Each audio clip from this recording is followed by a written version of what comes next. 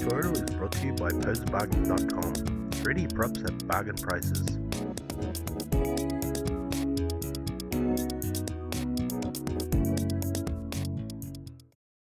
In this video, I'm going to show you 3 small tips for Lightwave. While not earth-shattering, you might still find them useful. I'm not a big fan of UV mapping, but it is a necessary part of the 3D process. There are times when I use planar UV mapping on parts of my mesh. If we set planar UV mapping on our mesh as is, then we get the UV polygons stretched across the map. Now, believe it or not, this may not be a bad thing, because you can end up using a smaller image when texturing. This means less memory usage and faster rendering. But the stretched UV map is hard to work with when you're painting the textures in the correct proportions. So, you need a UV map in proportion. Select the polygons you want to map and create a new texture. When the texture map window comes up, select a new texture name, then click on Manual. We can now change the UV map area to how we want. Because we are mapping on the Z-axis, we need to change the X and Y settings so that they are even. Just make sure that when you do, to change the lower value to the higher value, and not the other way around, or the mesh will be bigger than the UV space. In this case, we change the Y-axis to 1 meter so that it matches the size of the X-axis. Then we press OK. The UV map will now be projected in proportion to the original mesh. Now, we can capture the UV map using a plugin like UV Imaginator. After that, you may decide to crop the UV image to use as reference, or stick with a new UV map as your final UV map, not worrying about excess pixels in your image maps. Sometimes it can be a pain when you want to place a mesh at a precise point on your layer.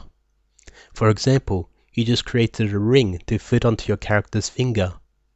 Creating the ring is usually best with the pivot at 0 on all axes. Now you can move your mesh manually afterwards, but what if you need to be precise? Here's one way you can do it. First, on a new layer, create a single point exactly where you want your mesh to go.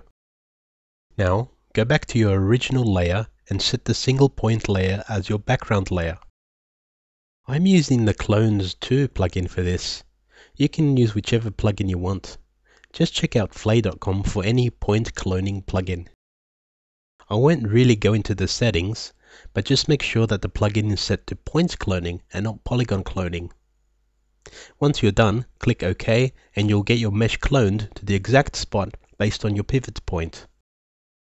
Just make sure that when you do this, to only have a single point in your background layer, or your mesh will be cloned for every point in the background layer. Also, Clones 2 allows you to clone your mesh based on a background polygon, so you'll be able to position and rotate your mesh based on the polygon normals. Okay, for all you tentacle fans out there, this is just a quick way of making simple tentacles.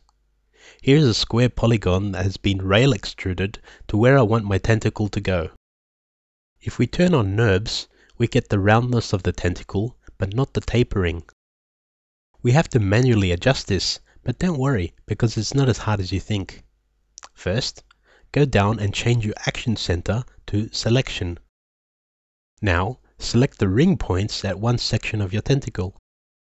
Press Shift-H to activate your size tool, then resize that segment of the tentacle. Because the scaling is equal and the center of the transformation is in the center of the points, you get a nice even scaling. Do this to all the segments of the tentacle until you get the correct tapering. Easy! Well, I hope you've enjoyed these small tips and that they make your future Lightwave work easier.